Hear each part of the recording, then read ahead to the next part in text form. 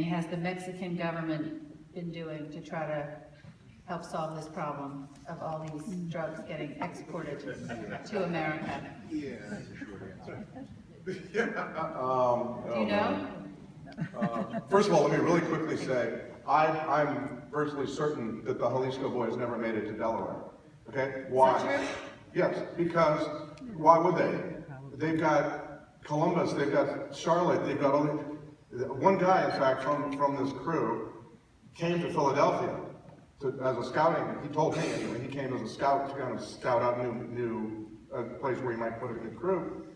There's drug gangs, there's the mafia. You know, Baltimore, same thing. So they stay away from these entrenched heroin markets because they're farm boys. They don't want to be shooting it out for, you know, so they go to towns like Cincinnati or Indianapolis or Minneapolis or Reno or someplace where there is no competition. And so this area, but that does not leave this area immune from the whole problem, as you said, of opiate, massive prescribing of these pills, and then also which leads eventually, a massive supply, as I said, this is a story about supply, creates a demand that then the circle begins in a very difficult way. Okay, I mean, we could spend an entire evening talking about Mexico and its problems with I always wonder what the drug war would have been. We say the drug war is a failure, and maybe so. But I always wonder what it would be like if we had a modern and law enforcement partner in Mexico, which is where all our drugs are now coming from, except for some from China and some from homegrown, like marijuana and some meth here, in Mexico, like we do in Canada, you know? And so what's happened is very complicated, long story, but the Mexican government used to, in years ago, have when it was a one-party state run by one party for 70 years, it had a kind of an agreement with the traffickers. In fact, you could say that the Mexican government in the 1980s, particularly early 1990s, was the world's largest drug trafficker because they kind of arranged for the cartels to divide up the 1,989-mile border that we have. And you know, there was certain what they call plazas. A plaza is a place where you control. So the Tijuana Plaza, the Juarez Plaza, et cetera, that kind of thing. And people lived in peace, relative peace for those guys. Then came 2000 when they voted out this party that had been a disaster for a good number of years by then. I was living in Mexico at the time. It was a great moment, beautiful moment for Mexico. But the problem is that the referee was extracted. There was no referee. And a crucial thing happened just as Mexico was voting itself into the modern global world with this beautiful moment, July 2nd, 2000. Vicente Fox wins the presidency just as they're turning away from one-party state and all this kind of tawdry crap that party perpetrated and was part of. A year later, Chapo Guzman escapes from prison in a laundry basket, literally, okay? Now, this was a tragedy, a key tragedy for Mexico, because the rest of the drug wars that we have followed since then, almost all have been a result of his deciding that because there's no controlling mechanism, because, for example, one of the cartels, on the opposing cartels, had lost its leader, was arrested, that he could now do these kind of forays. And so the war kicks off when he goes to the Rio Grande Valley and the area near Veracruz and the Gulf of Mexico to try to take that territory that was never his territory. And then it kicks off further in Tijuana when he goes up to Tijuana and tries to take Tijuana.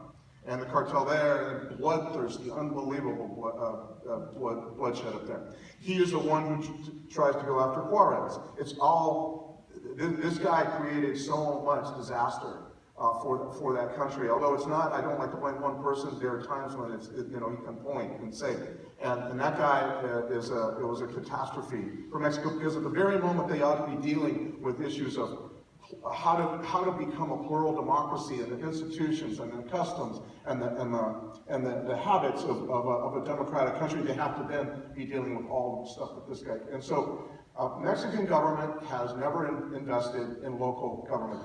This is the main problem that Mexico faces. There is no local government. Therefore, there is no regional task forces that you may HIDTA-type task forces. You have poor city government. That's why you can't drink the water. because the city government really doesn't have the capacity to make water treatment plants. Well, they also don't have the capacity to fight drug trafficking, particularly in this very fierce and sinister face that it now has. And so they have been overwhelmed. They've been overwhelmed by corruption. Really, I think a big part of it is incompetence and lack of funding. And so fighting heroin traffickers is kind of way down on any list that they might have. And this assumes that the president, and current president, Enrique Peña Nieto, who's from the old party that used to run the country, was reelected. Although it's not quite the same party that it was that ran the country for so many years, it's still filled with a bunch of creepy guys. And that assumes that he is a sincere guy and has the support of all his party, which I don't think you can assume. So we have a problem with a neighbor who does not have the capacity and may not have the will and may not have the governmental structure to be able to fight this in any meaningful way. And the proof of that is you can see it along the border. I was in, Ciudad Juarez for about 5 years there, was famously the murder capital of the world, 3,000 murders a year. Across the border, 200 miles, like from here to the Boabi, because that's how far away El Paso is. I've been there many, many times. 20 murders a year, 3,000 murders a year. It's divided by a dry river. Why? Because we have invested in local government. Mexican traffickers come here and they know our federal prisons are depositories of some of the most notorious, it's like Al Capone types, that kind of stature of traffickers plus a bunch of low-level folks. And so people know in Mexico, traffickers know not to kind of, misbehave in some outrageous sense the way the Colombians used to in Miami. But the Mexican government simply has not been able, in a variety of ways, due to corruption, due to incompetence, due to distractions, to really be a modern partner with us in this, and they need to be, and we need them to be. Is that something we could teach them how to do, I wonder? Well, we have to a certain degree. I wrote a story, I refer you to a story that I wrote in National Geographic in June about Juarez. Juarez now is back from the dead. That's, I think, what the headline they used, the magazine used, was, and the way it did that was, the level of criminality in Juarez was beyond anything you can imagine. I mean, you had kids going around extorting teachers. Everyone was an extortionist because they saw no one was enforcing the law. They began to invest in local resources, in local government.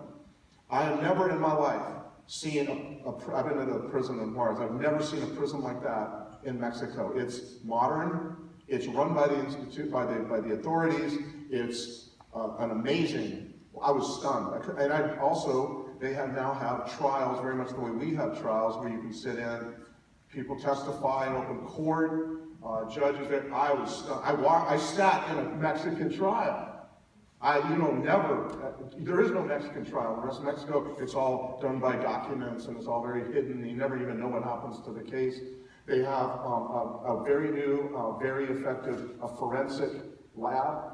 They have very well-prepared police officers. That still doesn't mean that they're immune from problems. They're on the border. There's a drug pathway, lots of poorly paid jobs in Juarez. There's a lot of vulnerabilities they have. But it really was this investing in local government that allowed one city to be able to transform itself. Now they're back to the way kind of it was before, the 3,000 murders, and people are again returning to the town and that kind of thing. But that kind of thing needs to happen all across Mexico. They need that local community law enforcement, that community government, local government that is so important to economic development, to environmental improvement, all that kind of stuff. Thank you. Matt, I have a question. What do you think the FDA has a role to play in this whole situation in terms of approving these drugs that have been used so irresponsibly?